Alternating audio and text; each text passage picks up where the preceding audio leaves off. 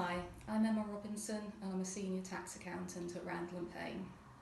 I'm here to talk to you today about inheritance tax. And inheritance tax is one of those issues that many people don't feel comfortable talking about. They either put off addressing it until much later on in life, or they assume that it doesn't apply to them because they're not wealthy enough. The latter is often incorrect. The amount that HMRC receive from inheritance tax has more than doubled in the past 10 years. And due to increasing asset values, many people now find themselves within the scope of inheritance tax.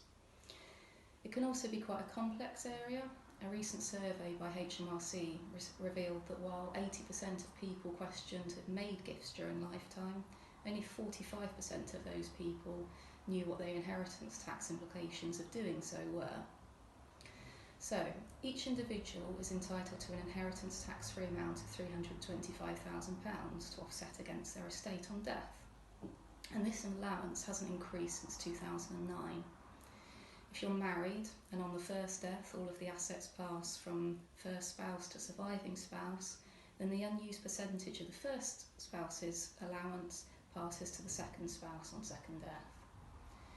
Since 6th of April 2017, an additional residence nil rate band has also been tapered in, where you leave your main residence to your children.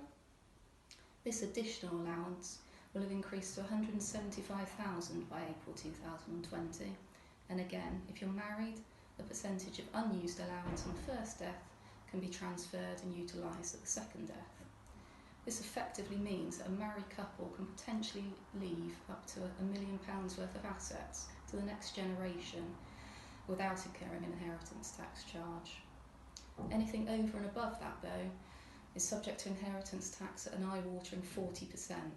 And for larger estates worth more than £2 million, some care needs to be taken because that residential nil rate band starts to get tapered away. Careful tax planning can help reduce your exposure to inheritance tax through the use of lifetime gifts, although this is another area where care must be taken, or the use of trusts and inheritance tax reliefs. As mentioned earlier, this is a complex area, and where we see people coming into issues is where they or a relative has made gifts or transferred assets into trust without taking proper advice, and the tax implications of doing so are not always what they intended. If you need any help with inheritance tax planning, please do get in contact.